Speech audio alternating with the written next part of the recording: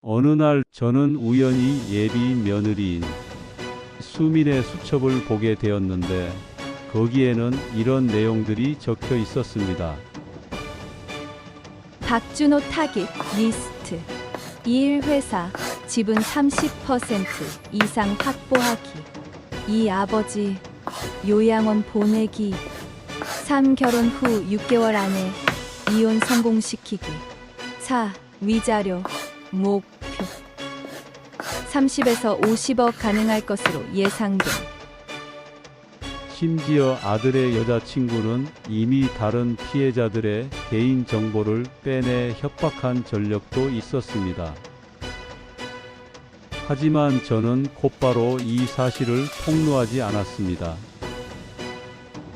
대신 한 가지 계획을 세웠죠. 여러분 안녕하세요. 오늘은 경상북도 의성에서 온 방광석 할아버지의 기가 막힌 사연입니다. 여러분은 사기꾼을 직접 만나본 적이 있으신가요? 고생해서 키운 아들이 데려온 예비 며느리가 알고 보니 사기꾼이었던 기가 막힌 사연이 도착했습니다. 사람의 탈을 쓰고 해선 안 될 일을 한 예비 며느리를 만난 사연. 지금 바로 시작합니다. 이야기를 끝까지 들어주시고 댓글을 통해 의견 부탁드립니다. 안녕하세요. 저는 경상북도 의성에 사는 70살의 박광석입니다. 제가 오늘 이렇게 펜을 들게 된 것은 제 인생에서 가장 큰 깨달음을 얻은 이야기를 나누고 싶어서입니다. 저는 1954년 의성의 작은 산골 마을에서 태어났습니다. 6남매의 막내로 태어난 저는 어릴 적부터 가난과 싸워야 했습니다. 우리 집은 초가집이었는데 비가 오면 군데군데 새는 지붕 때문에 방 안에 동이를 여러 개 놓아두어야 했지요. 그래도 그 시절이 참 행복했습니다. 어머니는 새벽부터 일어나 우리 남매들의 아침을 준비하셨고 아버지는 밭에서 늦게까지 일하셨습니다. 큰형은 공부를 잘했지만 가난 때문에 중학교도 가지 못했고 작은형은 서울로 돈을 벌러 떠났다가 3년 만에 결핵으로 돌아가셨죠. 큰 누나는 16에 시집을 가야 했고 작은 누나는 옆마을 양조장에서 일했습니다. 제가 10살 때였습니다. 작은 형이 병으로 죽고 큰형마저 사고로 목숨을 잃었습니다. 부모님의 마음은 찢어질 듯 했지만 살아남은 자식들을 위해 더 굳세게 사셨죠. 저는 그때 다짐했습니다. 어떻게든 성공해서 부모님을 기쁘게 해드리리라. 14살부터 저는 아버지를 따라 밭일을 했습니다. 학교는 다니지 못했지만 해가 저물면 호롱불 아래서 형들이 쓰다 만책을 읽었죠. 그렇게 검정고시로 초등학교를 마치고 18배 중학교 졸업 자격도 땄습니다. 20살이 되던 해 저는 부산으로 떠났습니다. 주머니 속엔 어머니가 몰래 넣어주신 10,000원짜리 한 장이 전부였습니다. 부산역에 내린 저는 사흘 동안 역 근처에서 노숙을 했죠. 다행히 건설 현장에서 일자리를 구했습니다. 처음엔 자재를 나르는 일부터 시작했습니다. 무거운 시멘트 포대를 지고 오르내리며 저는 매일 밤 온몸이 쑤시도록 일했습니다. 하지만 불평하지 않았죠. 오히려 이런 생각을 했습니다. 이 고통도 언젠가는 자산이 되리라. 현장에서 만난 김 반장님은 저의 두 번째 아버지였습니다. 그분은 제게 일을 가르쳐 주셨고 퇴근 후엔 글도 가르쳐 주셨죠. 덕분에 저는 서서히 현장의 일을 배워갔고 25에는 작은 하청업체를 시작할 수 있었습니다. 그즈음 지금은 고인이 된 제 아내를 만났습니다. 그녀는 건설 현장 근처 식당의 종업원이었는데 매일 새벽 일찍부터 저녁 늦게까지 일하는 성실한 여성이었죠. 처음엔 도시락을 사러 갔다가 점차 그녀의 따뜻한 마음에 끌렸습니다. 우리는 결혼했고 그 후로 20해 동안 고난의 시기를 함께 견뎌냈습니다. 아내는 제가 회사 자금 때문에 밤잠을 설칠 때도 공사가 늦어져 위약금을 물어야 할 때도 항상 곁에서 힘이 되어 주었습니다. 30의 첫 아파트 공사를 수주했을 때의 기쁨은 아직도 잊을 수 없습니다. 그때부터 회사가 성장하기 시작했고 40이 되어서는 직원이 100명이 넘는 중견기업으로 성장했죠. 하지만 행복도 잠시였습니다. 5년 전 아내는 갑작스러운 교통사고로 세상을 떠났습니다. 그날은 제 생일이었는데 아내는 케이크를 사러 나갔다가 다시는 돌아오지 못했습니다. 그 후 저와 아들 준호는 서로에게 의지하며 살았습니다. 준호가 어머니의 빈자리를 느끼지 않게 하려고 더욱 열심히 살았고 아들을 위해 강하게 버텼습니다. 준호는 어릴 때부터 공부를 잘했습니다. 서울대 경영학과를 졸업하고 미국 유학까지 다녀온 똑똑한 아이였죠. 하지만 큰 회사들의 스카우트 제의를 거절하고 우리 회사를 선택했습니다. 아버지께서 일구신 회사를 더 키우고 싶어요. 그렇게 말하더군요. 문제는 6개월 전부터 시작됐습니다. 어느 날 준호가 갑자기 찾아와 이렇게 말했습니다. 아버지, 제가 결혼하고 싶은 사람이 있습니다. 순간 가슴이 철렁했습니다. 아들의 결혼은 기쁜 일이지만 왠지 모를 불안감이 스쳐 지나갔죠. 누구던가? 해운대 명품관에서 일하는 정수민이라고 합니다. 우연히 만났는데 정말 좋은 사람이에요. 처음 수민을 만났을 때 저는 그녀의 세련된 모습에 놀랐습니다. 170cm가 넘는 모델 같은 키에 최신 유행의 옷차림, 그리고 우아한 말투까지 너무나 완벽해 보였죠. 하지만 첫 만남에서부터 뭔가 이상한 점을 발견했습니다. 수민은 제게 인사를 하면서도 눈을 마주치지 않았고 대화 중에도 계속 손목시계만 만지작거렸습니다. 아버님, 저희 아버지는 돌아가셨고 어머니와는 연락하지 않아요. 그래서 결혼식은 간소하게 하고 싶어요. 그 말을 하는 수민의 눈빛에서 저는 순간 섬뜩함을 느꼈습니다. 하지만 아들이 좋아하는 사람이니 제 편견일 거라 생각했죠. 겉으로는 완벽해 보였던 수민의 모습에서 점차 미세한 균열이 보이기 시작했습니다. 처음에는 아주 사소한 것들이었습니다. 저희 집에 처음 왔을 때는 정원의 채소들을 보며 환하게 웃었습니다.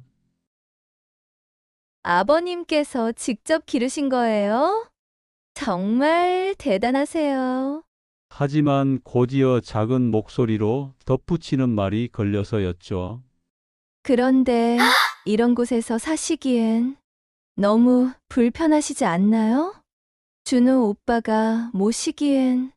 식사 자리에서도 비슷했습니다. 아버님, 이렇게 맛있는 음식은 처음이에요. 라며 극찬하면서도 제가 잠시 자리를 비웠을 때 그녀는 준호에게 속삭였습니다.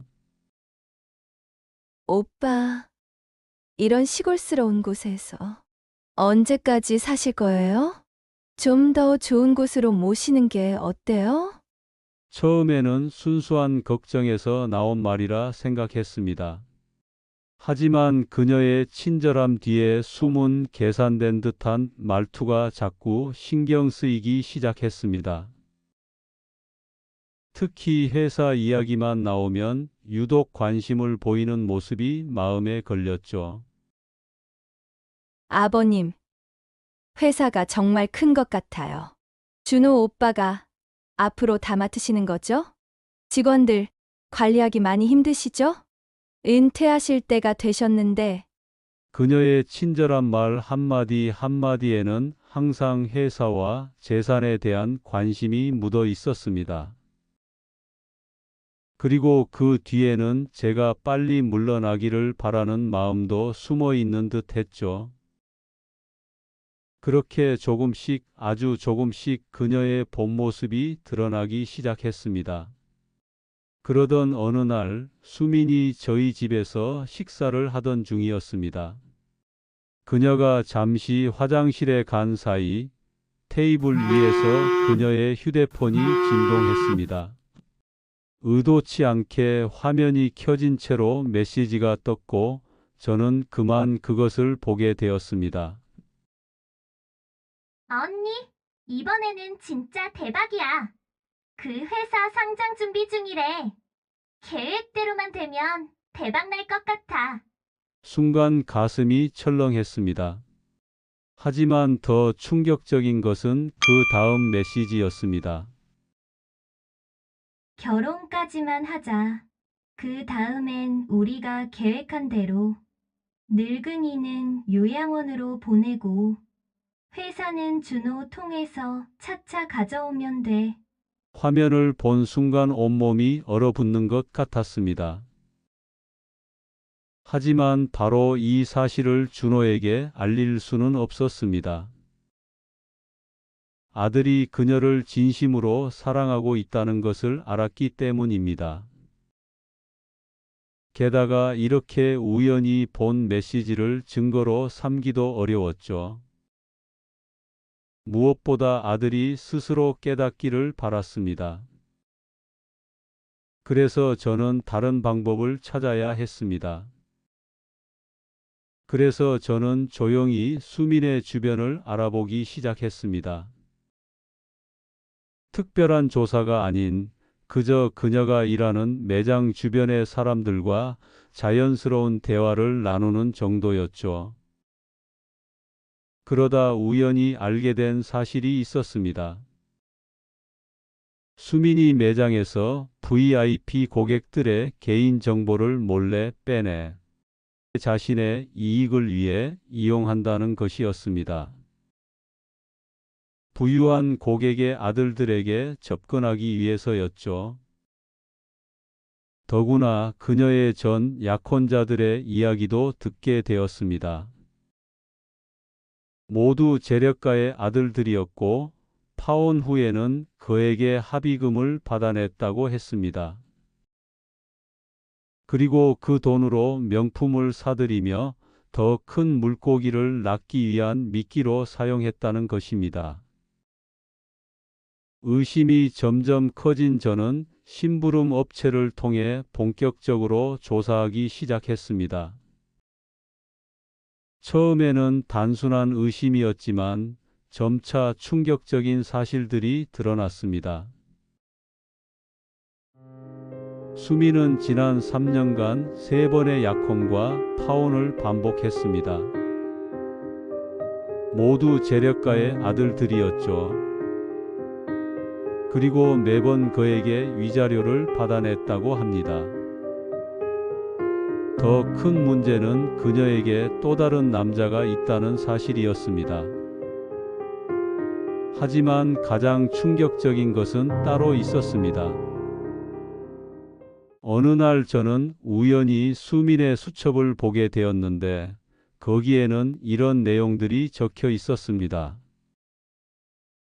박준호 타깃 리스트 1. 회사 지분 30% 이상 확보하기.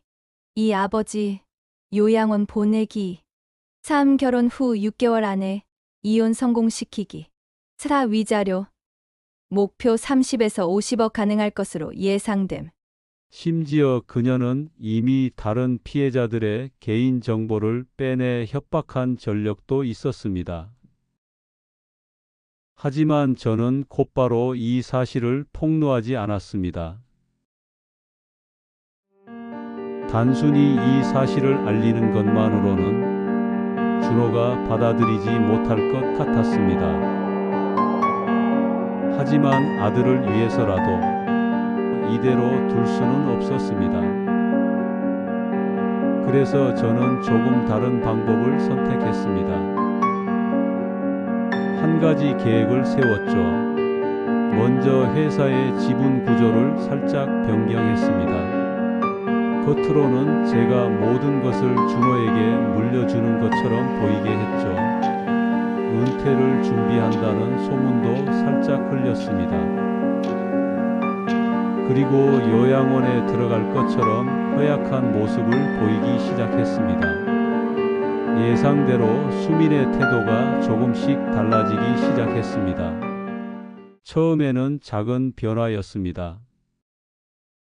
수민은 갑자기 저를 더욱 극진히 모시기 시작했죠. 주말마다 찾아와 음식을 해주겠다고 하고 심지어는 제 건강을 위해 고가의 건강식품까지 사들고 왔습니다. 아버님, 이제는 제가 아버님을 잘 모실게요. 회사 일은 준호 오빠에게 맡기시고 편히 쉬세요. 그러면서도 틈만 나면 회사 이야기를 꺼냈습니다. 아버님, 은퇴하시면 회사는 어떻게 하실 거예요? 준호 오빠가 다 맡게 되는 건가요? 그러던 어느 날 수민이 저를 찾아왔습니다.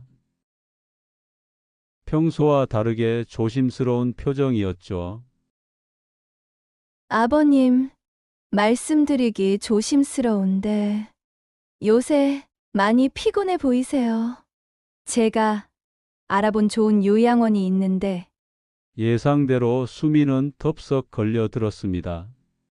매일같이 찾아오며 요양원 가길 권하더라고요. 그리고 준호의 생일 파티에서 모든 것이 밝혀졌습니다. 저는 그동안 모아둔 증거들을 하나씩 공개했습니다. 수민의 과거 범죄 기록, 피해자들의 증언, 그리고 그녀가 몰래 찍어둔 동영상들까지. 수민 씨, 당신은 착각하고 있었어요. 우리 회사는 이미 2년 전에 직원 소유 기업이 됐거든요.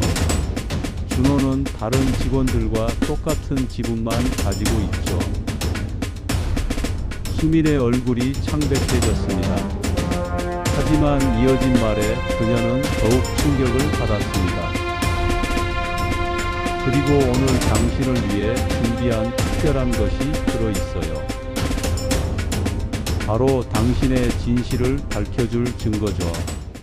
이제 곧 당신의 휴대폰에서 모든 통화 내역과 문자가 저희 회사 법무팀으로 전송될 겁니다.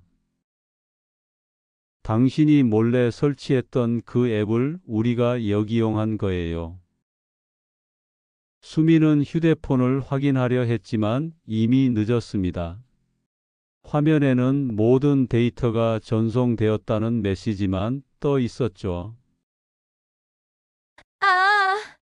아버님, 이럴 수가. 준호는 그제야 모든 상황을 이해했다는 듯 한숨을 내쉬었습니다. 아버지, 제가 너무 어리석었습니다. 수민 씨가 처음 저를 만났을 때부터 모든 게 계획된 거였군요. 이어서 저는 수첩 하나를 꺼냈습니다. 그곳에는 수민이 과거 피해자들에게 했던 모든 행각이 기록되어 있었습니다. 특히 충격적이었던 것은 그녀가 마지막 피해자의 아버지를 극단적인 선택으로 몰고 간 사실이었죠. 당신은 단순한 사기꾼이 아니에요. 당신은 살인자나 다름없습니다. 수미는 그 자리에서 쓰러졌고 대기하고 있던 경찰이 그녀를 체포했습니다. 하지만 이것이 이야기의 끝이 아니었습니다. 가장 큰 반전은 그 후에 찾아왔죠. 수민이 체포된 후 저는 아들 준호에게 한 가지 고백을 했습니다. 아들아, 사실 나는 6개월 전부터 암 진단을 받았단다. 의사는 내게 1년도 채 남지 않았다고 했지. 그래서 내가 수민을 만났다고 했을 때 나는 더욱 조심스러워질 수밖에 없었어. 준호의 눈에서 눈물이 흘렀습니다. 하지만 아버지, 어째서 그동안 말씀해 주시지 않으셨어요? 너의 행복이 먼저였기 때문이야. 내가 떠난 후에 내가 그런 사람의 희생양이 될까봐 두려웠단다. 그래서 마지막 선물로 내가 사람을 보는 눈을 갖게 해주고 싶었어. 하지만 이야기는 여기서 끝이 아니었습니다. 수민이 떠난 후 우리 가족에게는 또 다른 시련이 찾아왔습니다. 준호는 자신이 판단력을 완전히 잃어버렸다는 자책감에 빠졌습니다. 출근도 제대로 하지 못할 만큼 큰 상처를 받았죠. 저는 그런 아들을 보며 마음이 아팠습니다. 준호야, 내 잘못이 아니야. 오히려 이번 일을 통해 내가 한 단계 더 성장할 수 있을 거야. 하지만 준호의 마음의 상처는 쉽게 아물지 않았습니다. 그러던 어느 날 뜻밖의 손님이 찾아왔습니다. 수민의 친어머니였습니다. 죄송합니다. 제가 딸아이를 잘못 키웠습니다. 그녀의 이야기는 충격적이었습니다. 수민이 어린 시절 그녀의 남편은 도박 빚을 지고 가정을 떠났다고 합니다. 그 후 수민은 극심한 가난을 겪으며 자랐고 그 과정에서 돈에 대한 왜곡된 집착이 생겼다는 것이죠.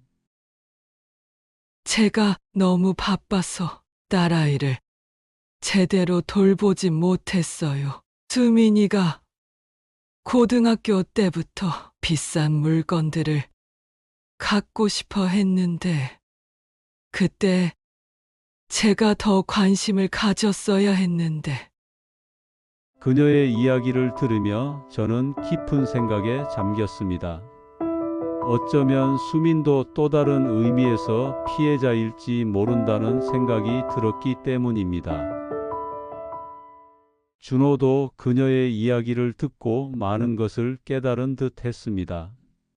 아버지, 저도 수민 씨의 겉모습만 보고 판단했던 것 같아요. 그녀의 내면에 있는 상처는 전혀 보지 못했네요. 그 일이 있고 난 후 준호는 조금씩 변화하기 시작했습니다. 회사에서는 직원들의 가정사에 더 관심을 기울였고 복지 제도도 대폭 개선했습니다. 특히 한부모 가정 자녀들을 위한 장학제도를 만든 것은 의미 있는 변화였죠. 어느 날 저녁 준호가 퇴근 후 저를 찾아왔습니다. 아버지, 이번 일을 겪으면서 많이 배웠습니다. 돈이나 겉모습이 전부가 아니라는 거요. 그리고 사람의 내면을 보는 법도 조금은 알게 된 것 같아요. 그러던 어느 날 회사 구석에서 울고 있는 한 여직원을 발견했습니다. 그녀는 바로 수민의 친동생이었습니다. 사장님, 죄송합니다. 언니 때문에. 알고 보니 그녀는 3년 전부터 우리 회사 격리과에서 일하고 있었습니다.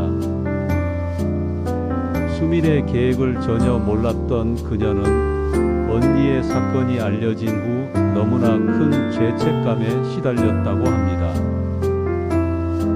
퇴사하려고 왔어요. 제가 있으면 다른 직원들도 불편할 것 같아서. 준호는 잠시 그녀를 바라보더니 이렇게 말했습니다. 김미영 씨, 당신은 아무 잘못이 없어요. 오히려 이렇게 정직하게 일해준 것에 감사드립니다. 계속 이 자리를 지켜주세요. 그 순간 저는 아들이 진정으로 성장했음을 느꼈습니다.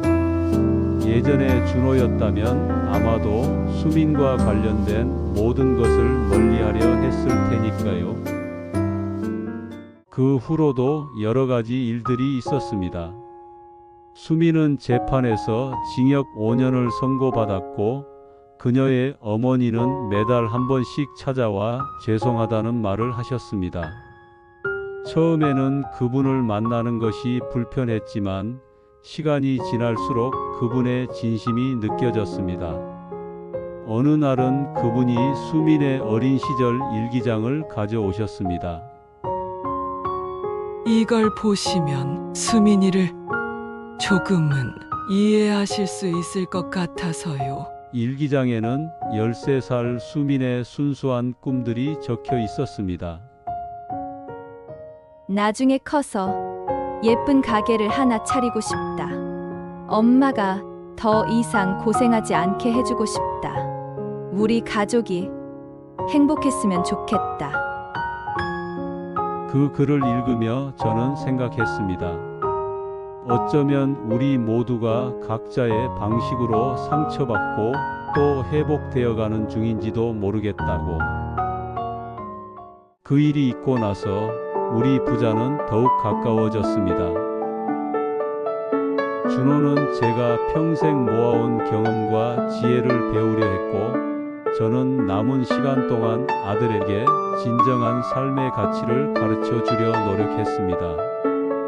놀랍게도 6개월이 지난 지금 저희 암은 기적적으로 호전되고 있습니다. 의사는 제 의지가 병을 이긴 것 같다고 말합니다. 아마도 아들을 위한 마지막 선물을 준비하면서 얻은 삶의 의미가 저를 살린 것 같습니다. 이제 저는 매일 아침 정원을 가꾸며 새로운 하루를 시작합니다. 새 며느리와 함께 채소를 기르고 주말이면 준호와 낚시도 가지요. 예전처럼 큰 욕심은 없습니다. 그저 평범한 일상 속에서 행복을 찾는 법을 배웠기 때문입니다. 얼마 전 준호가 저에게 물었습니다.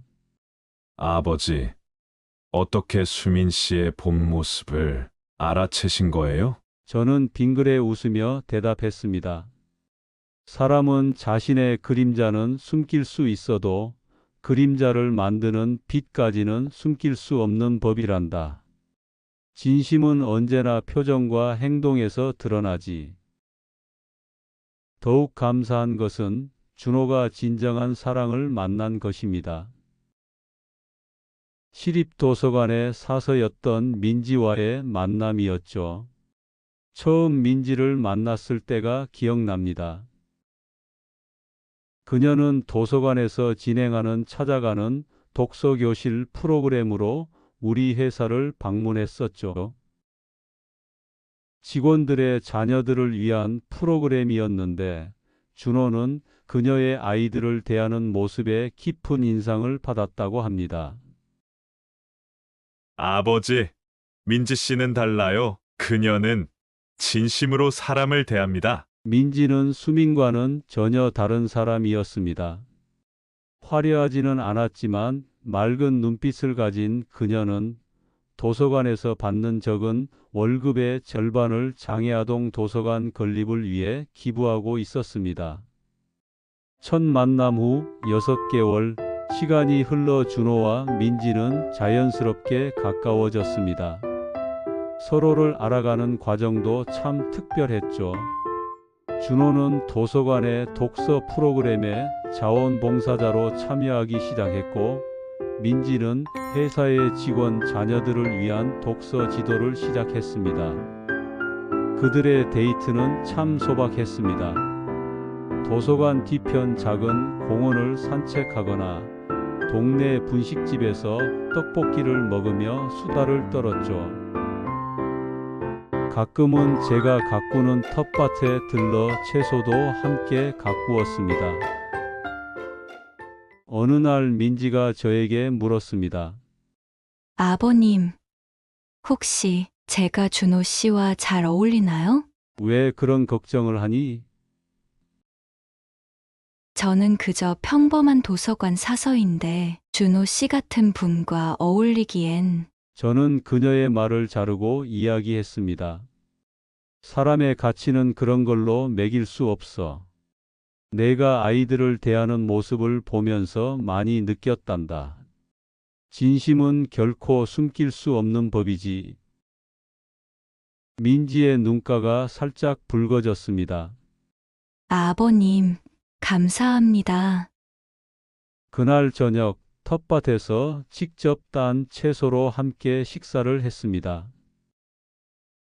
준호와 민지가 나누는 대화를 보며 저는 생각했습니다. 이제야 진짜 가족을 만났구나. 준호와 민지의 결혼식은 작은 교회에서 열렸습니다. 화려하지는 않았지만 그들의 결혼식장은 진심 어린 축복으로 가득했습니다. 특별히 감동적이었던 것은 민지가 운영하던 독서 교실의 아이들이 직접 쓴 축하 편지들이었습니다. 결혼식 날 뜻밖의 손님이 찾아왔습니다. 교도소에서 편지를 보내오던 수민의 어머니였죠. 그녀는 조용히 맨 뒷자리에 앉아 있다가 식이 끝난 후 준호와 민지에게 다가왔습니다. 정말 축하드립니다. 그리고 미안합니다. 민지는 그녀의 손을 잡고 따뜻하게 말했습니다. 어머님, 이제 그만 자책하세요. 새로운 시작을 하시는 게 어떨까요? 우리 도서관에서 자원봉사자를 찾고 있어요. 그 순간 저는 민지야말로 우리 가족에게 주어진 가장 큰 선물이라는 것을 깨달았습니다. 1년이 지난 지금 우리 가족의 일상은 많이 달라졌습니다. 준호는 회사를 더욱 직원 친화적인 기업으로 변화시켰고, 민지는 도서관 일을 계속하면서 전국의 작은 도서관들을 돕는 프로젝트를 진행하고 있습니다. 수민의 어머니는 도서관 자원봉사를 시작했고, 그곳에서 새로운 삶의 의미를 찾아가고 있습니다. 수민도 교도소에서 진심 어린 반성을 하며 출소 후에는 사회봉사를 하겠다는 편지를 보내왔습니다. 얼마 전에는 기쁜 소식도 들려왔습니다. 준호와 민지 사이에 새 생명이 자라고 있다는 것이었죠. 예비 할아버지가 된다고 생각하니 제 병마도 한결 가벼워지는 것 같습니다. 이제 저는 매일 아침 정원을 가꾸며 하루를 시작합니다. 텃밭에서 키운 채소를 이웃들과 나누고, 주말이면 도서관에서 아이들에게 제 인생 이야기를 들려주곤 합니다. 지난 날을 돌아보면 모든 일에는 이유가 있었던 것 같습니다. 수민과의 일이 없었다면 우리 가족은 진정한 행복이 무엇인지 깨닫지 못했을지도 모릅니다. 얼마 전 준호가 저에게 물었습니다. 아버지, 그때 왜 수민 씨를 바로 경찰에 신고하지 않으셨어요? 저는 미소를 지으며 대답했습니다. 사람은 누구나 실수를 할 수 있어. 중요한 건 그 실수를 통해 무엇을 배우느냐지. 확실한지 알고 싶었다. 너도 그 일을 통해 많이 성장했잖니? 그리고 이렇게 예쁘고 착한 며느리를 가족으로 맞이할 수 있게 되었잖니?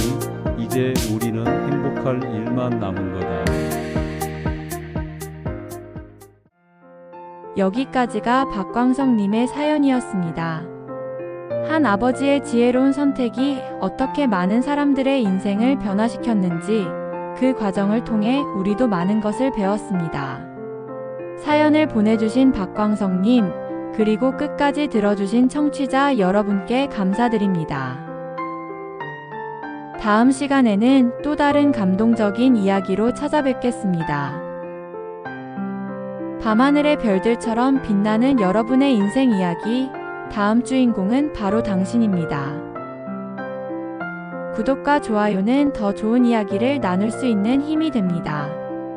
감사합니다.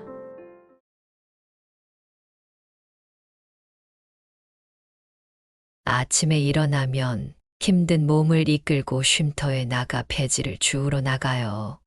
눈이 오는 날에는 미끄러지기도 하지만 조금이라도 벌어야 쉼터를 나가도 먹을 걸 구할 수 있을 것 같아 한숨을 쉬어요. 가끔 손주에게 연락이 오지만 잘 지낸다고 걱정하지 말라는 말밖에 할 수는 없네요. 현실은 그렇지 않더라도요. 아들이 실직하고 며느리 눈치 보느라 정신이 없는데 내 손으로 키운 손주만 절 걱정하는 현실이 슬프네요. 많이 슬퍼도 내세가 나려고 속으로만 삭히고 있어요. 안녕하세요. 여러분, 저는 마포구에 사는 65살 김영자입니다. 벌써 한 달이 넘었네요. 내 아들 집에서 쫓겨나고 요양원에서도 쫓겨나고 33년 전 남편이 교통사고로 돌아가셨을 때만 해도 제 인생이 이렇게 되리라곤 상상도 못했습니다. 세상사 다 뜻대로 되지는 않겠지만 홀로 잘 키워보겠다고 새벽 시장에서 밤늦게까지 일하며 고생해서 키운 아들에게 버림을 받은 것 같습니다. 오늘은 제 기구한 인생에 대해 말씀드리고 제 동년배분들에게 좋은 조언을 얻었으면 해서 어렵게 사연을 보내게 되었습니다. 오늘 제 이야기를 찬찬히 듣고 비슷한 경험이나 좋은 해결책이 있다면 댓글을 남겨주시기 바랍니다.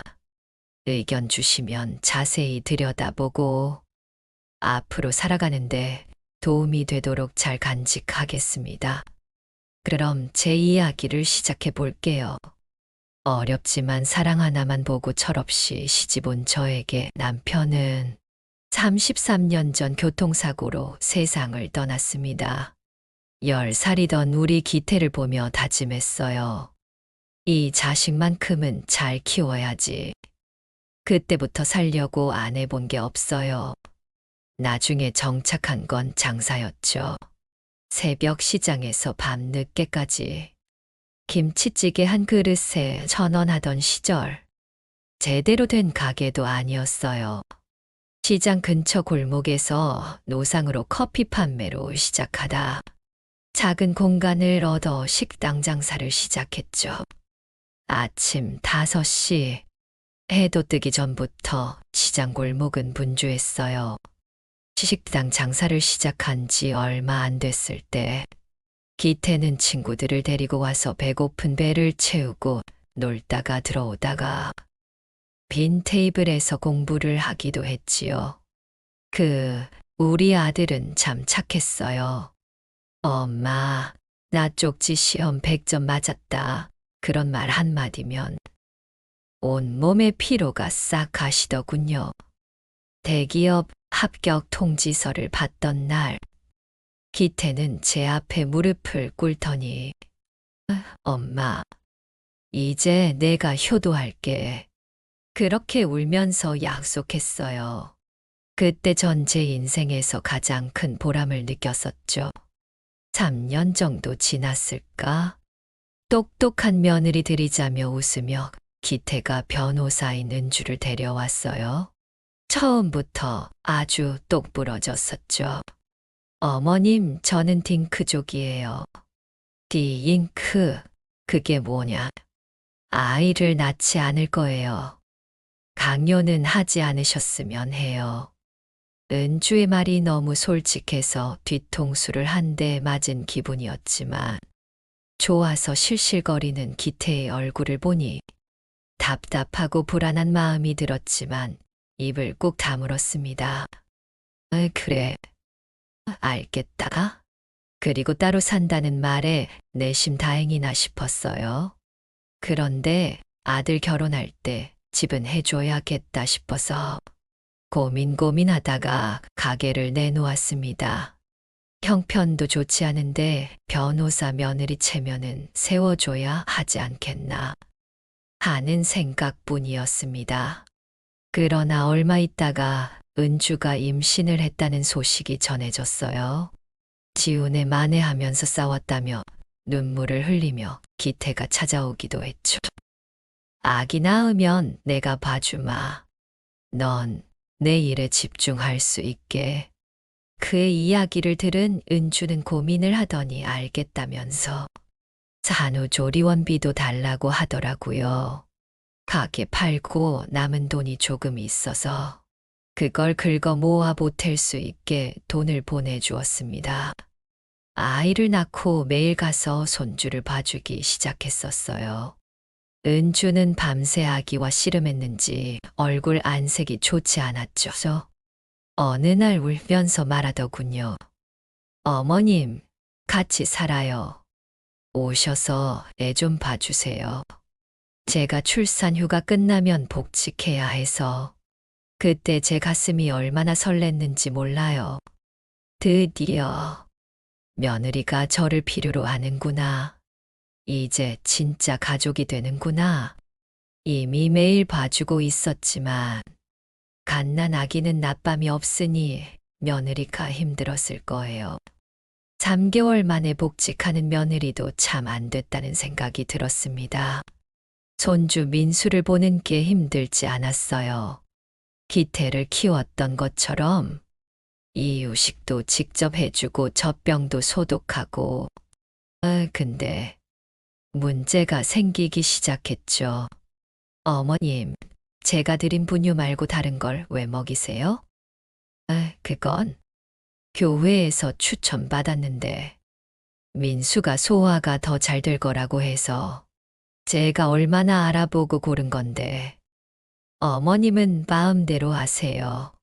처음엔 분유 브랜드, 그 다음엔 이유식 재료, 옷 입히는 방법까지 뭐 하나 맘에 들어 하는 게 없더라고요.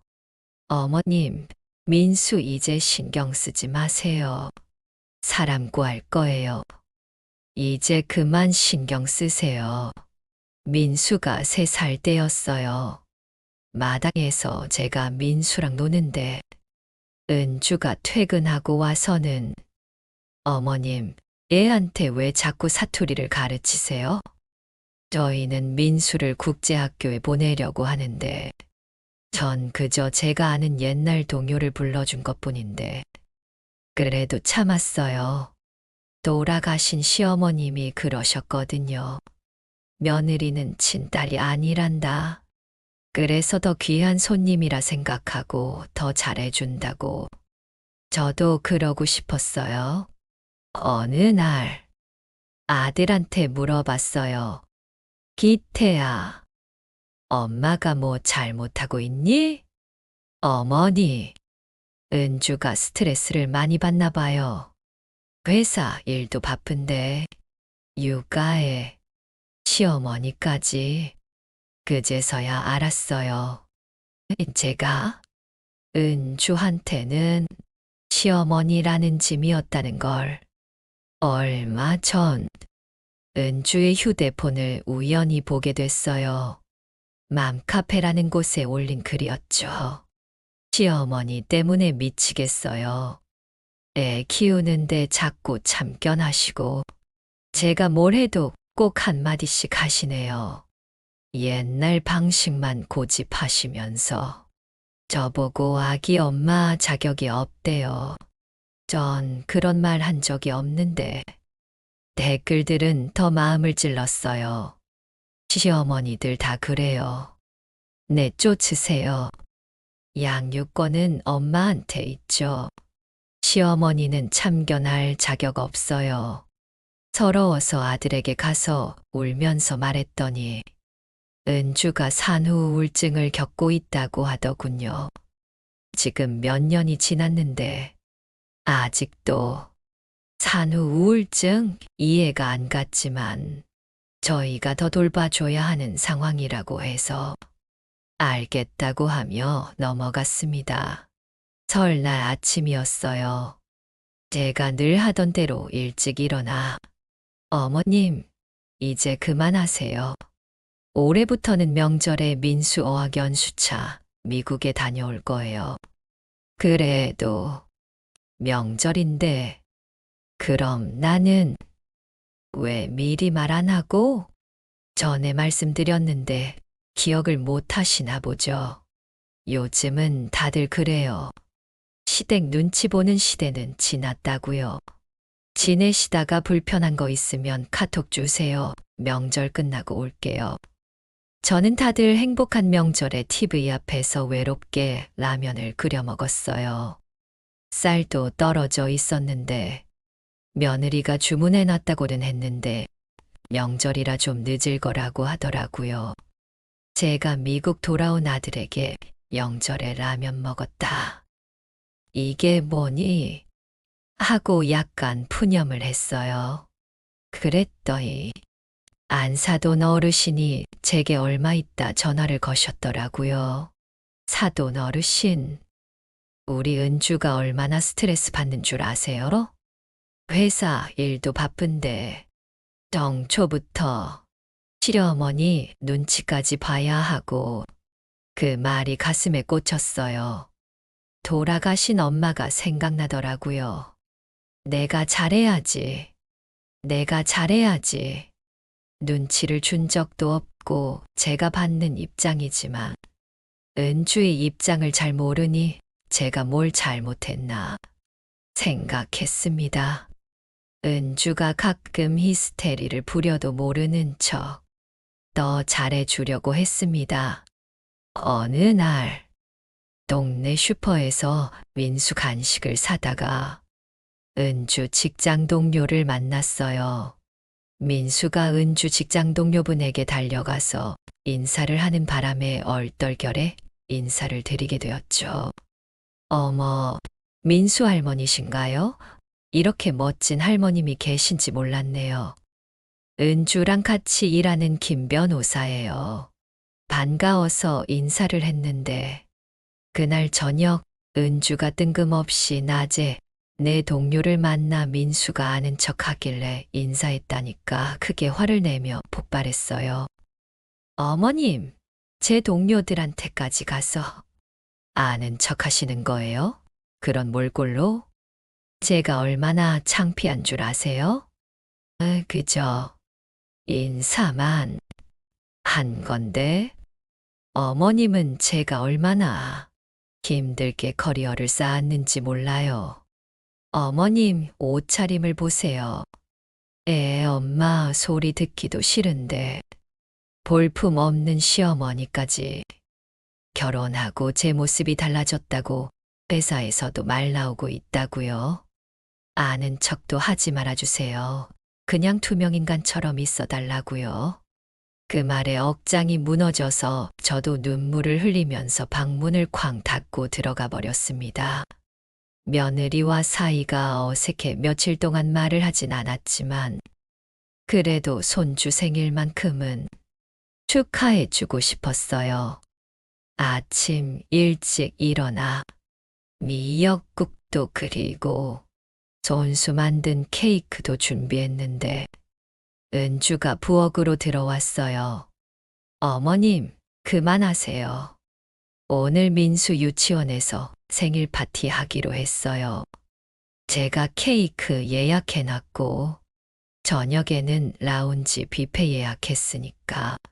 그래도 생일 아침은 미역국. 어머님은 정말 민수 알레르기 검사 결과 봤잖아요.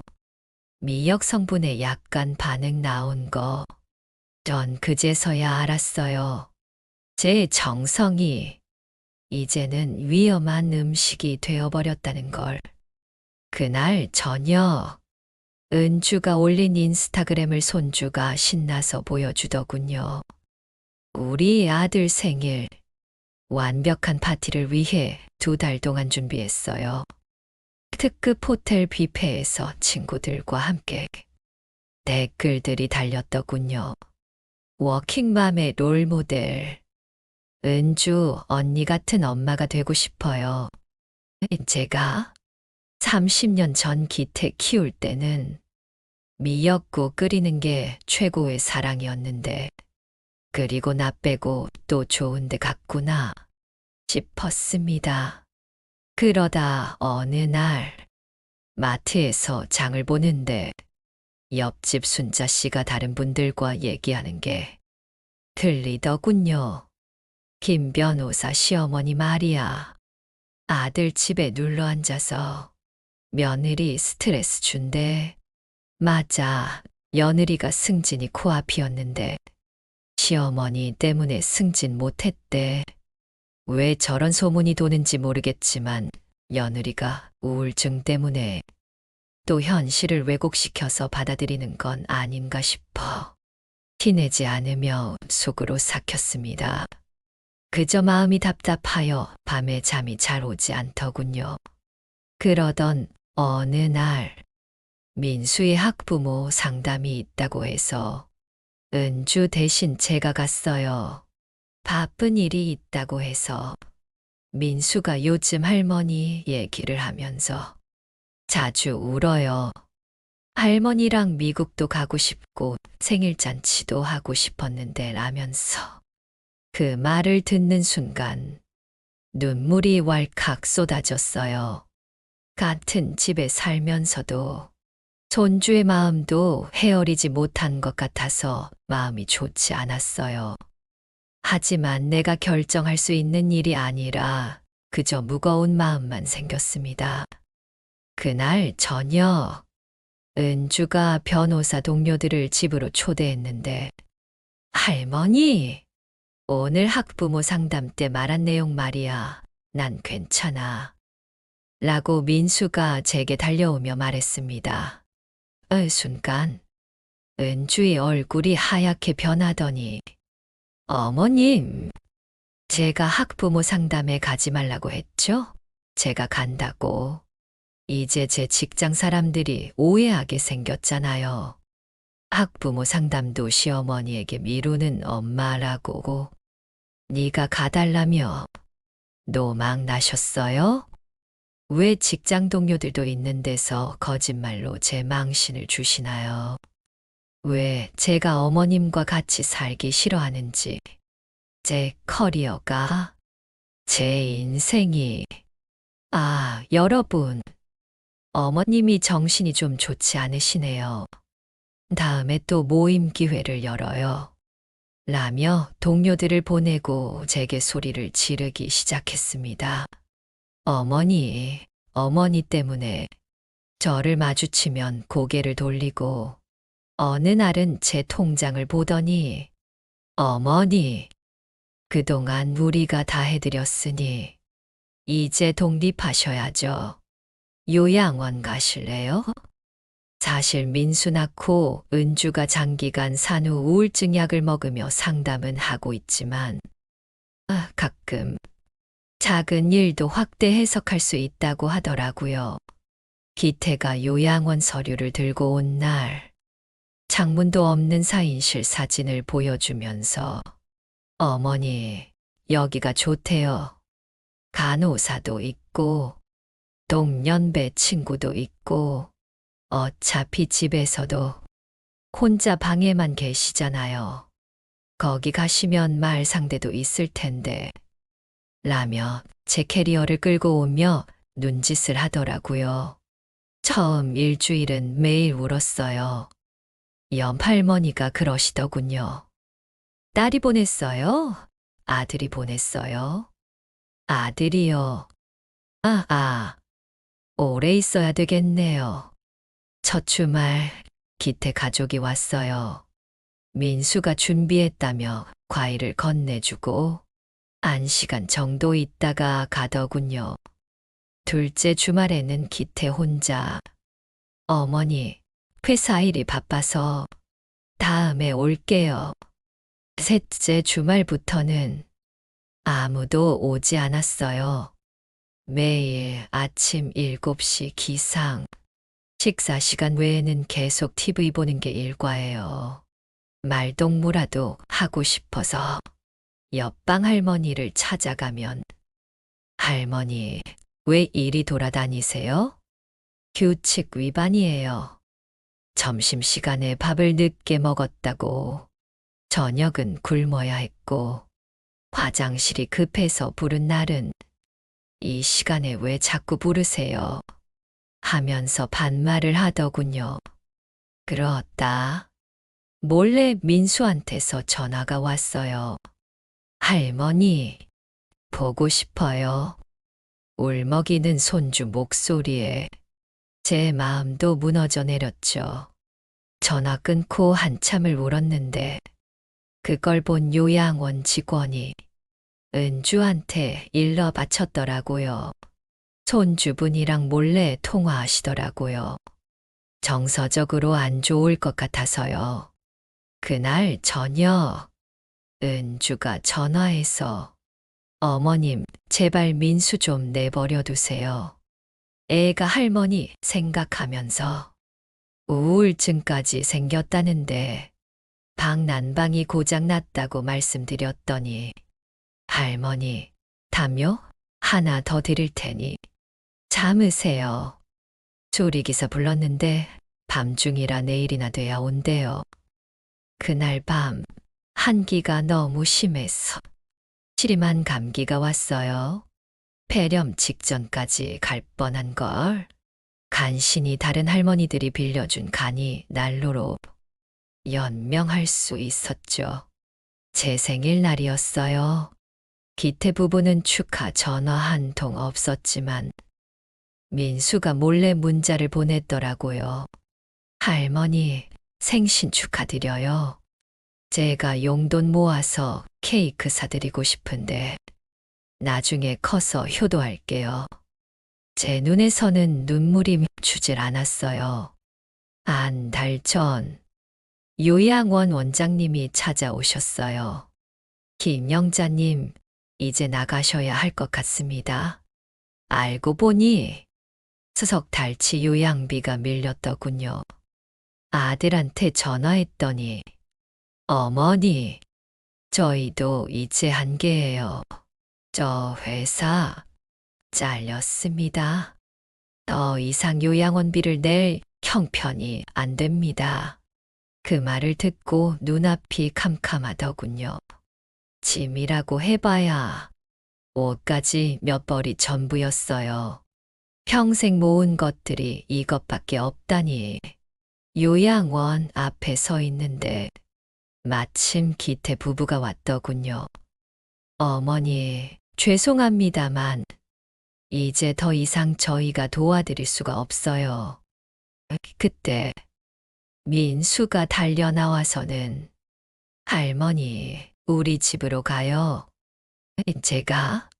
제가 용돈 모았어요.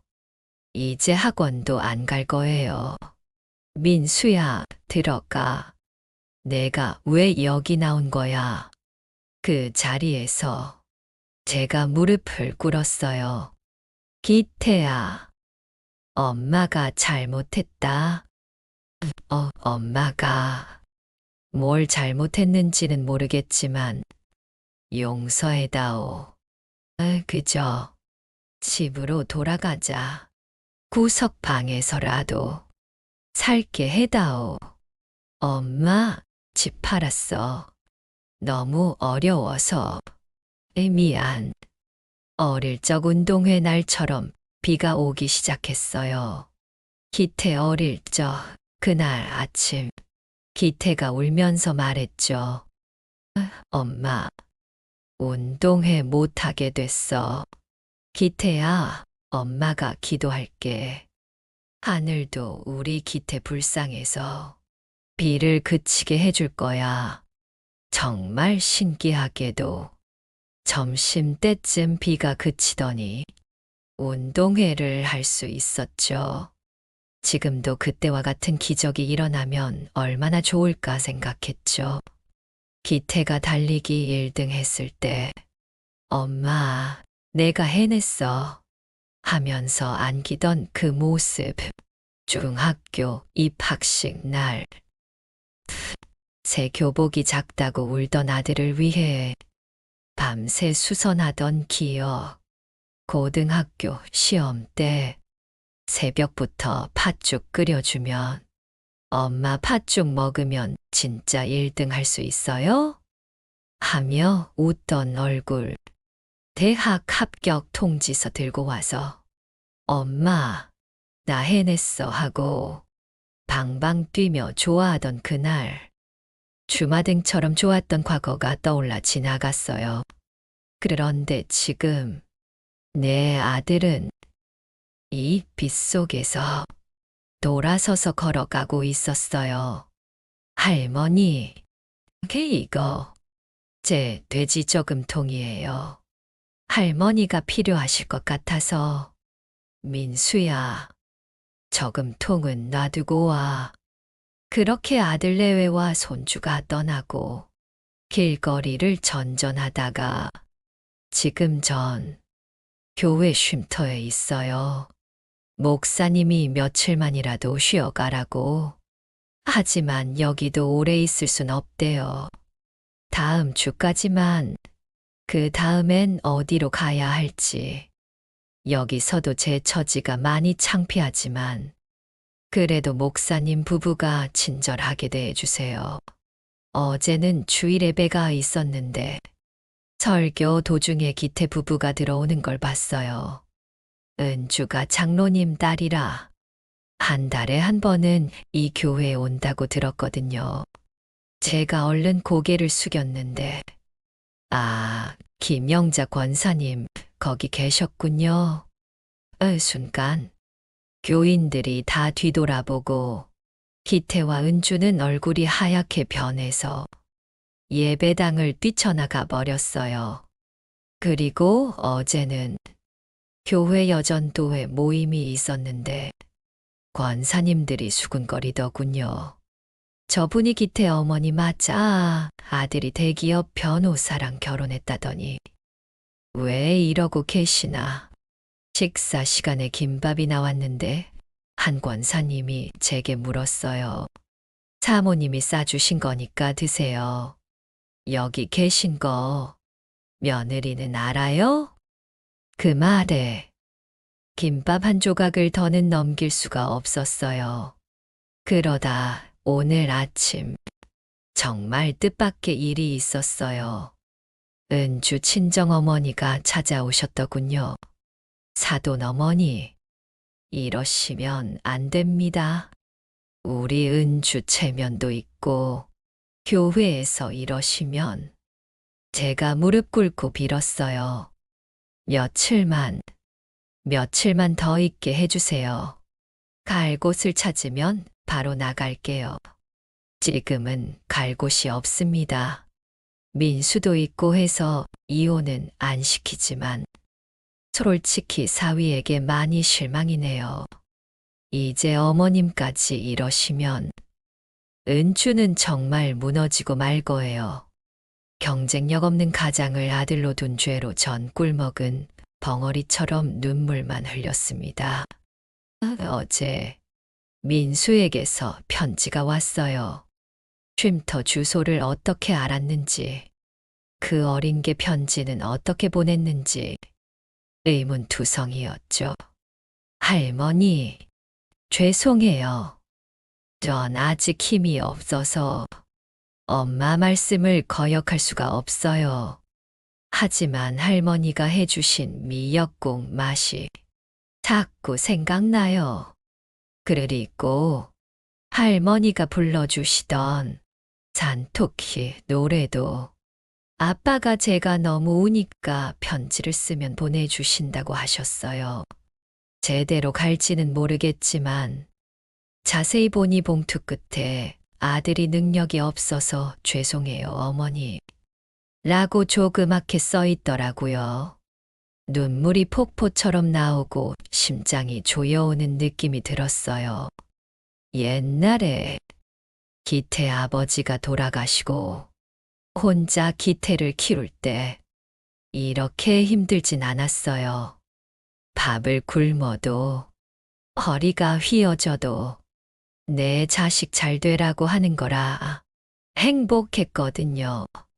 근데 지금은 내가 뭘 잘못했는지, 도대체 왜 이렇게 됐는지 그것조차 모르겠어요. 마트 앞을 지나다가 은주를 마주쳤어요. 제가 먼저 고개를 숙였는데 은주는 못 본 척 지나가더군요. 그 뒤로 따라오던 민수가 할머니 하고 부르려는 걸 은주가 손을 확 잡아 끌었어요. 제가 이 사연을 보내는 건 제 아들을 욕하게 하려는 게 아니에요. 며느리를 미워하게 하려는 것도 아니고요. 그저 세상의 모든 자식들에게 한마디 하고 싶어서예요. 부모가 늙어가는 건 죄가 아니에요. 우리도 한때는 당신들처럼 젊고 씩씩했던 시절이 있었어요. 당신들을 위해 청춘을 바친 그런 시절이요. 지금 이 시간에도 전국의 수많은 부모들이 자식들 뒷바라지하느라 허리가 휘어가고 있을 거예요. 그런데 그 부모들이 나중에 저처럼 될까봐 너무 두렵네요. 기태야, 내가 혹시 이 방송을 듣고 있다면 엄마는 아직도 너를 사랑한다. 그리고 용서한다. 마지막으로 우리 민수한테 전해주고 싶어요. 할미 걱정하지 말거라. 내 공부에나 전념해라. 그리고 나중에 커서 너만은 꼭 효도하고 살 거라. 제 이야기는 여기까지입니다. 지금 커다란 어려움 속에 빠져 앞이 보이지 않습니다. 하지만 주변을 넓게 보며 도움의 손길을 찾고 의지할 수 있는 사람이 있는지 알아보고 있습니다. 지금까지 제 긴 이야기를 끝까지 들어주셔서 감사합니다.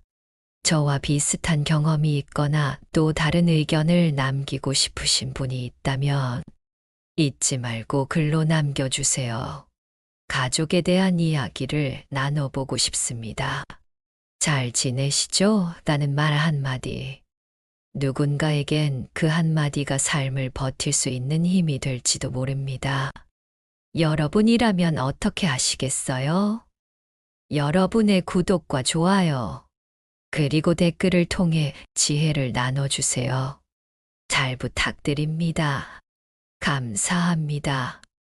다 늙어서 무슨 연애예요? 건물 청소나 하시면서 우리 아버지를 노리고 돈 때문에 접근하는 거 뻔하지 않나요? 나이 든 꽃배만이야. 평소와 같이 제 건물을 청소하고 있었을 때 좋은 감정을 가지고 있던 재현 씨의 딸이 갑자기 튀어나와 제게 소리쳤습니다.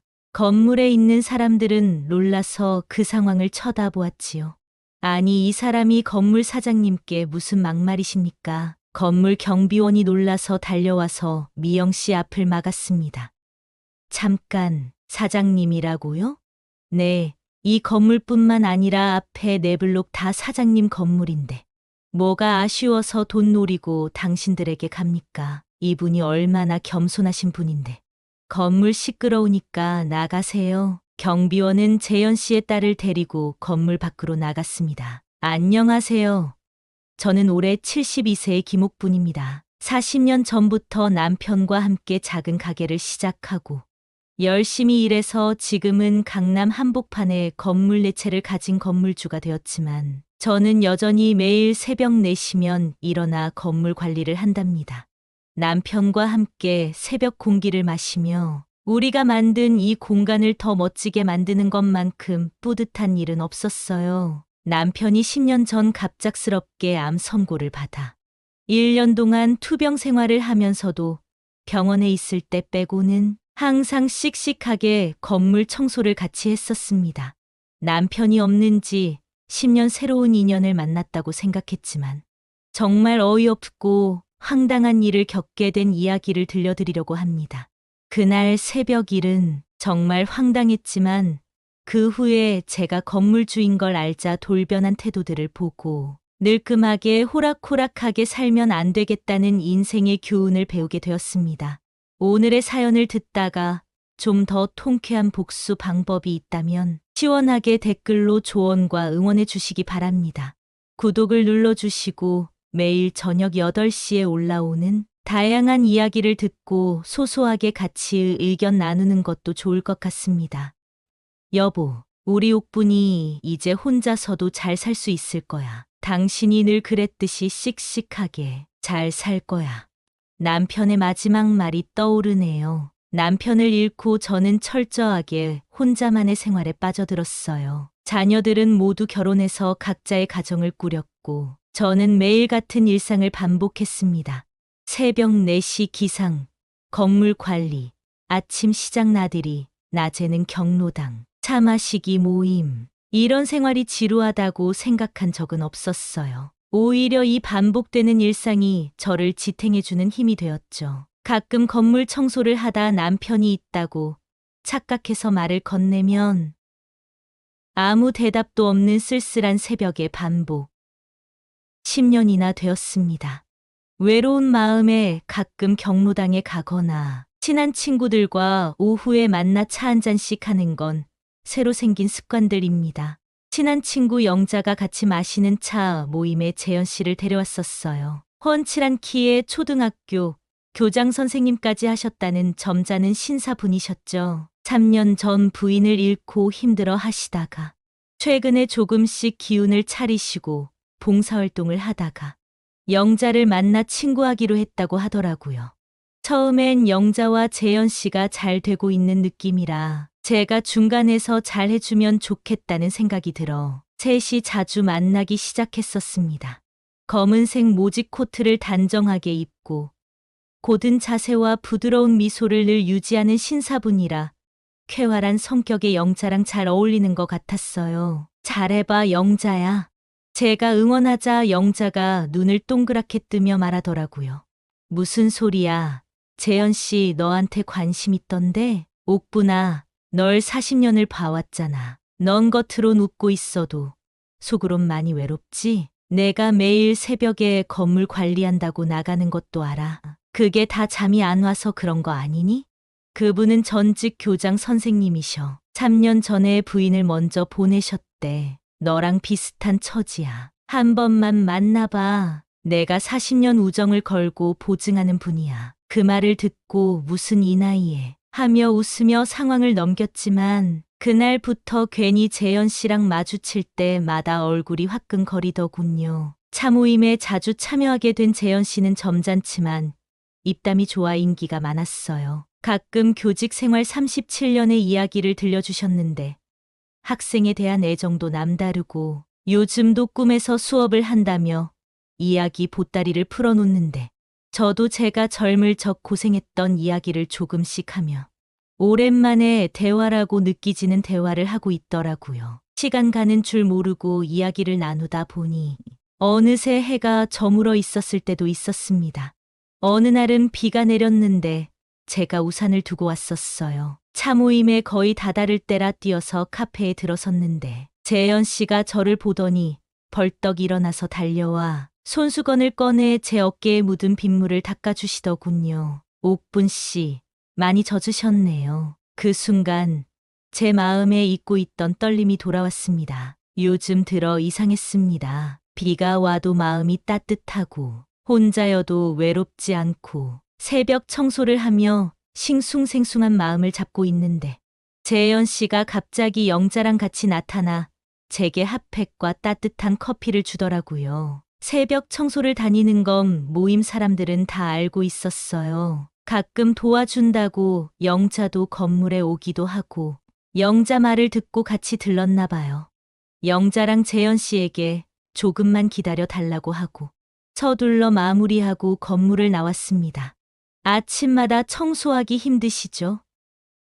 이렇게 고생 안 하셨으면 좋겠는데 말꼬리를 흐리는 재현 씨에게 이 건물이 내 건물이다. 난 보람을 느낀다는 말이 안 나왔어요. 저를 걱정하는 마음이 따뜻한 마음이 들어서 더 응석 부리고 싶었나 봐요. 그날 이후로 재현 씨는 제가 건물 관리하는 새벽에 따뜻한 커피를 들고 자주 찾아오곤 했죠. 해가 늦게 뜨는 날은 제가 관리하는 건물 옥상 정원에서 함께 해 뜨는 걸 보기도 했습니다. 옥분 씨, 우리 나이엔 해 뜨는 걸 보는 것만으로도 감사해요. 하루를 더 살게 되었다는 그의 말에 저는 고개를 끄덕였습니다. 네, 그런데 요즘은 감사한 마음이 더 커졌어요. 이렇게 함께 있을 사람이 생겼다는 것만으로도. 재현 씨는 조심스럽게 제 손을 잡았습니다. 따뜻했어요. 시간이 흐르면서 우리는 서로의 아픔도 나누게 되었습니다. 영수 씨는 부인을 떠나보낸 후의 괴로움을, 저는 남편과의 마지막 순간을 이야기했죠. 옥분 씨, 우리 이제 외롭지 말고 같이 살아요. 늦은 나이에 만난 당신이 제게는 새로운 봄입니다. 순간 제 마음 속에서 무언가가 울컥 차올랐어요. 영수 씨의 청혼에 저는 바로 대답하지 못했습니다. 그날 밤 집으로 돌아와 오랫동안 고인이 된 남편의 사진을 바라보았어요. 여보, 제가 이런 선택을 해도 될까요? 당신이 보시기에는 어떨까요? 창밖에서 바람이 불어와 창문을 살짝 흔들었고 남편의 사진 앞에 있던 커튼이 살짝 흔들리며 마치 고개를 끄덕이는 것 같았어요. 다음 날 아침, 저는 영수 씨에게 전화를 걸었습니다. 네, 같이 살아요.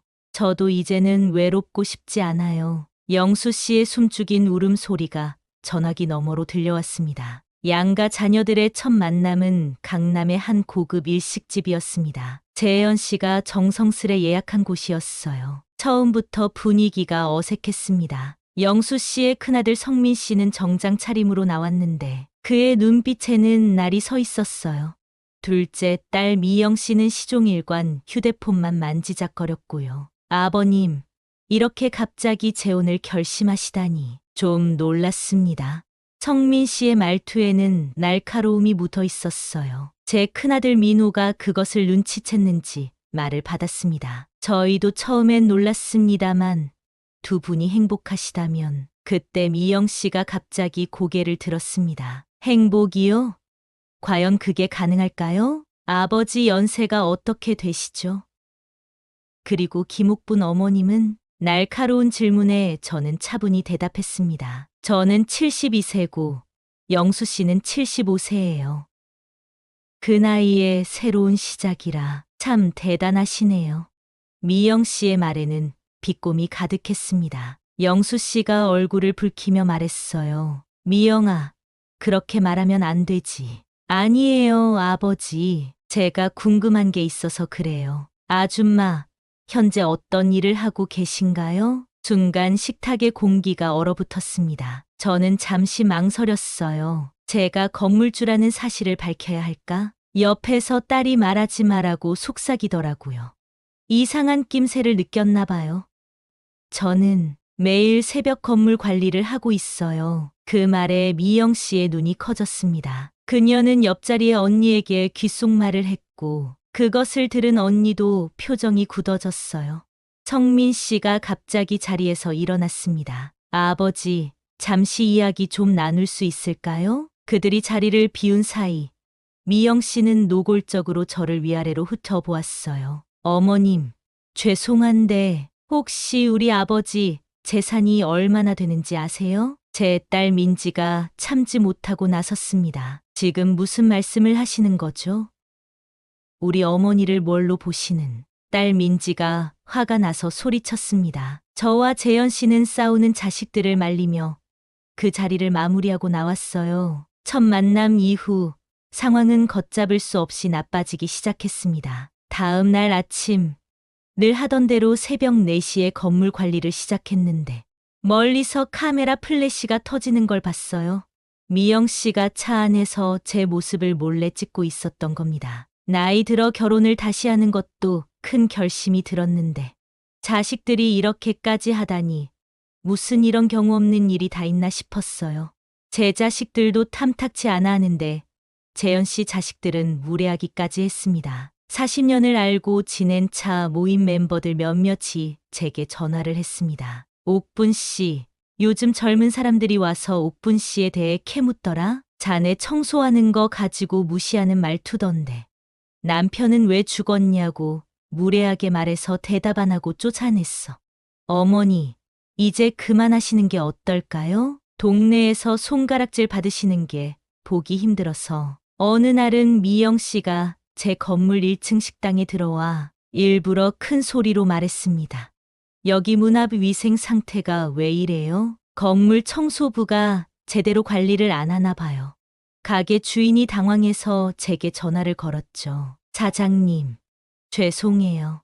그분이 자꾸 트집을 잡으시는데 상황이 최악으로 치닫은 건 설 연휴를 앞둔 날이었습니다. 재현 씨의 자녀들이 조상님들의 음덕을 핑계로 제게 상견례를 다시 하자고 했어요. 강남의 한 한정식 집이었습니다. 제 자녀들도 함께였죠. 처음엔 그럭저럭 평화로운 분위기였습니다. 그런데 아버지, 제가 김옥분 어머님의 과거를 좀 알아봤어요. 성민 씨가 갑자기 서류 뭉치를 꺼냈습니다. 어머님, 1984년에 남편분과 함께 시작하신 가게, 그게 지금은 어떻게 되었나요? 저는 순간 숨이 멎는 것 같았어요. 뭐가 의심된다는 건지, 이렇게 나에게 무례해도 되는지 어이가 없었어요. 제 큰아들이 참지 못하고 일어섰습니다. 지금 우리 어머니를 범죄자 취급하며 신문하시는 겁니까? 미영 씨가 비웃듯 말했어요. 범죄자까진 아니죠. 그저 가진 게 없는 분이라는 거예요. 우리 아버지를 노리고 어디서 꼴통 같은 뒷조사를 했는지 제 건물에 대해선 아직 모르는 것 같았죠. 참 괘씸했습니다. 순간 제 딸 민지가 물을 미영 씨 얼굴에 끼얹었습니다. 언니, 제발 그만해요. 이게 무슨 짓이에요. 순식간에 식당이 아수라장이 되었어요. 양가 자녀들이 서로 고성을 지르고 그 사이에서 재현 씨는 창백한 얼굴로 앉아 있었죠. 다음 날부터 상황은 더욱 악화되었습니다. 성민 씨는 아예 제 집 앞에서 피켓 시위를 시작했어요. 사기 결혼 반대합니다. 아버지를 현혹하는 파렴치한을 고발합니다. 이웃들이 수군거리기 시작했고 경찰까지 출동했습니다. 제 자녀들은 분노했어요. 어머니, 이제 법적 대응을 해야 할 것 같아요. 이건 명백한 명예훼손이에요. 저는 조용히 재현 씨를 불렀습니다.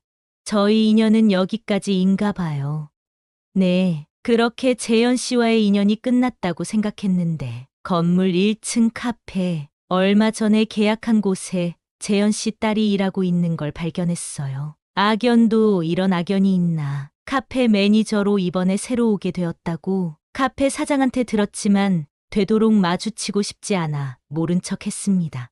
얼마 후 저는 평소처럼 새벽 4시에 건물을 점검하고 있었습니다. 멀리서 따가운 시선이 느껴지더군요. 재현 씨 딸 미영이었습니다. 제게 다짜고짜 달려오더니 말하더군요. 제 앞에 왜 자꾸 얼쩡거리세요? 아버지에게 뭐라고 했길래 그 점잖은 분이 자식들에게 소리를 질러요? 그리고 다 늙어서 무슨 연애예요?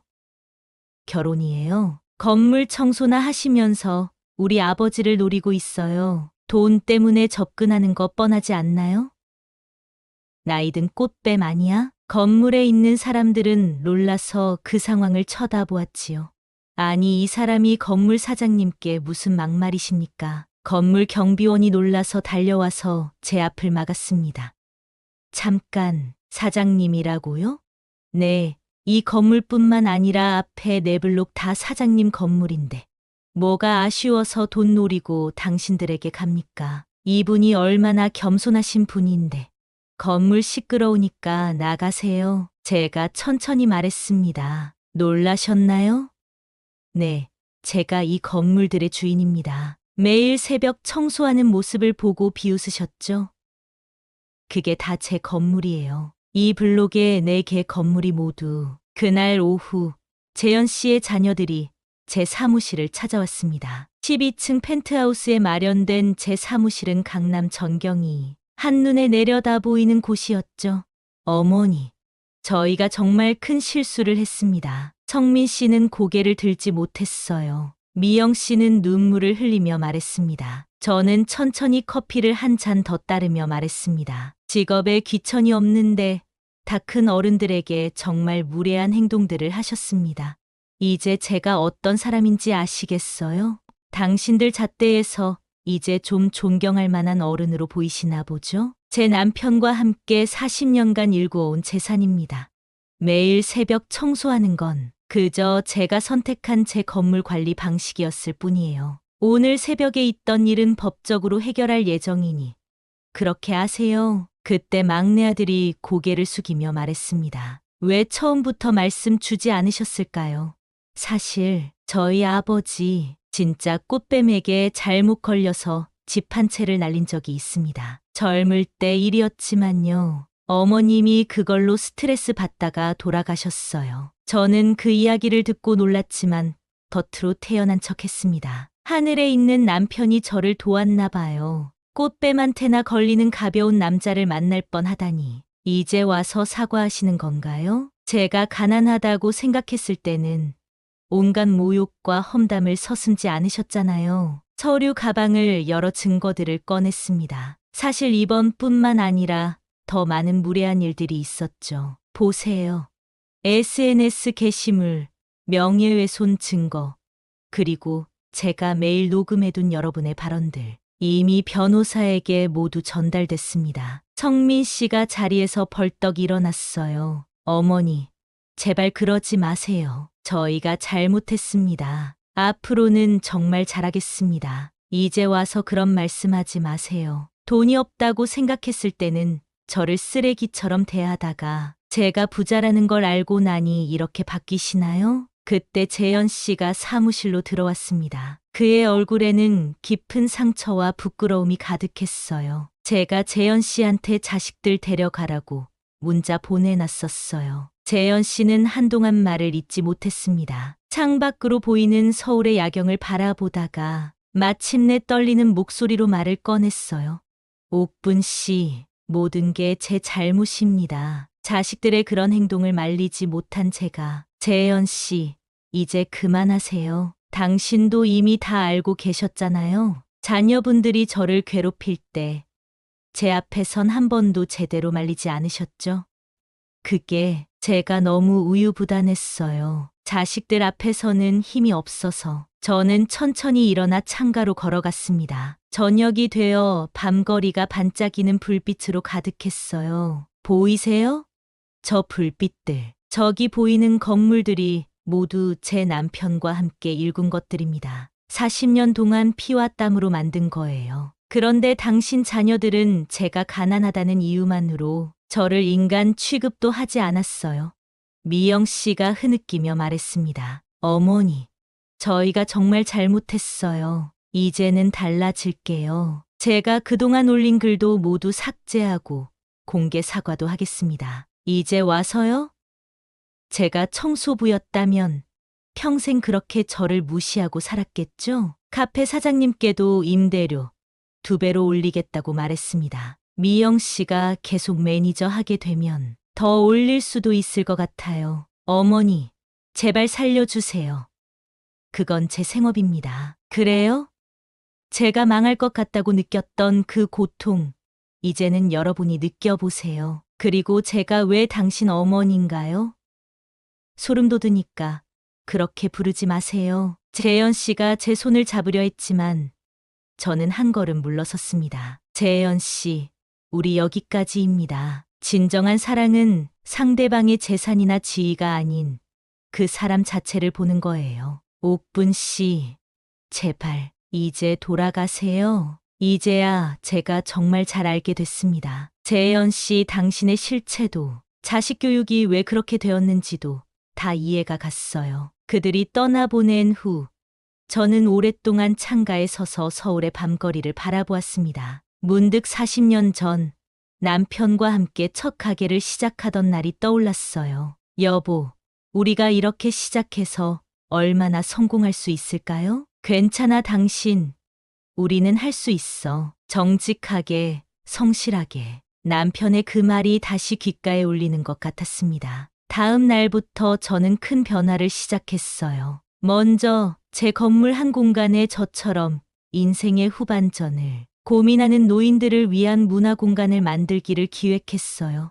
작지만 소소하게 차 모임도 그곳에서 재시작했습니다. 트레로 만든 문화 공간은 찻집의 형태로 매주 수요일마다 인생 이야기 모임을 엽니다. 처음에는 서너 명이 전부였는데 이제는 50명이 넘는 분들이 참석하세요. 미영 씨는 결국 다른 지점으로 떠났습니다. 미영 씨가 마지막으로 찾아와 무릎을 꿇었어요. 어머니, 마지막으로 한 번만 더 기회를. 하지만 저는 단호했습니다. 미영 씨, 당신들이 저를 깔보고 무시했을 때의 그 고통, 그걸 절대 잊지 않으려고 해요. 그 기억이 저를 더 강하게 만들어주거든요. 이제는 제 자녀들도 달라졌습니다. 큰아들 민호가 어느 날 이렇게 말하더군요. 어머니, 정말 자랑스러워요. 어머니처럼 당당하게 살아야겠다고 생각했어요. 특히 기쁜 소식은 제 카페가 요즘 SNS에서 화제라는 거예요. 청소하는 건물주 할머니의 카페로 유명해졌답니다. 할머니가 매일 새벽 직접 건물 청소하시는데 그게 다 수십억대 건물의 주인이셨다니 정말 멋있어요.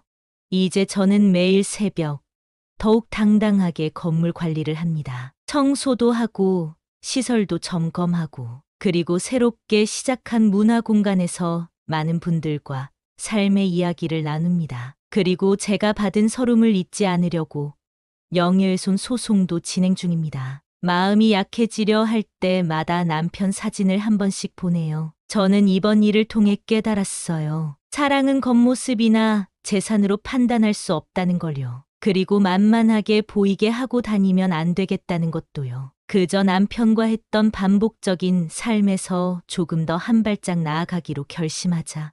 사진 속 남편도 제게 미소 짓고 있는 것 같았습니다. 이번 일을 교훈 삼아 볼품없이 다니는 건 그만두었습니다. 자식들이 저 때문에 속상했던 모습도 생각나서 가끔 새벽 청소를 하러 나가지만 사람을 두어 일을 줄이고 근처 강남 건물주 모임에도 나가기 시작했습니다.